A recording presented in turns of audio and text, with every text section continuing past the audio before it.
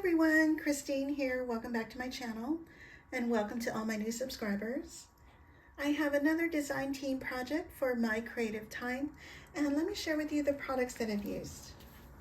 I used this super cute paper pad. It's called Christmas Gingers. It's a 6 by 8.5 size, and I used this pink plaid here. And I also use the You've Got Mail treat box die. I love this die. And then also the You've Got Mail Add Ons. I use the heart locket, the flag, and the sentiment dies. And it comes with a stamp set. I use Sending Merry Mail and the squiggly cancel stamp. I'll show you on my project. And of course I use the ginger boy and girl dies, and this die set, it also includes a little envelope that I've used on my project. And I use the ginger boy and girl Christmas add-ons. I use the hat with the bunny slippers and this super cute cocoa mug. And so here's my project. Isn't it super cute? I love how it turned out. And so I used Michael's 110-pound cardstock in white, and then I cut out all my layers in the pretty pattern paper, and I put my box together. And then for my ginger, I assembled that together. I added little snow checks for frosting.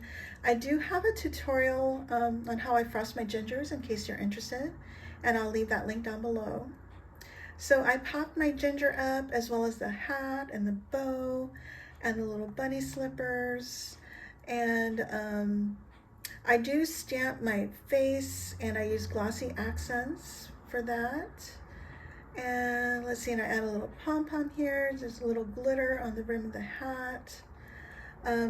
With the sentiment, Sending Merry Mail sentiment, I popped that up on foam as well. And the squiggly stamp here, that's actually a second generation stamp. What I mean is I ink my stamp, and I put a little scrap piece of paper to stamp it first and then remove it. And without re-inking my stamp, I'll stamp it a second time so it's a little bit lighter. I don't know if that makes any sense. For my little locket, I die cut 3 layers to give it a little bit of thickness. And I have some rose trim here and some little lace on the bottom with some flat back pearls. And I have some envelopes here, and I'll show you how I put that together. And here's my little flag. I layered that also 3 times, and I added a brad so it'll swivel. And I have a little pom-pom here, as well as here. I'm not sure if I mentioned that already. And let's see, and I have some lace here. Not sure if I mentioned that. And here's the back. I might add a little to and from here. I'm not sure. And of course, you know, since I put the lace here, it's a little challenging to take out the lock, but it does come out. And so isn't it cute? You do have a lot of room to put goodies in there. And so all I did was I added a little hinge here. I glued one side to the box and the other side to the envelopes. And I do have a tutorial on how I put this together.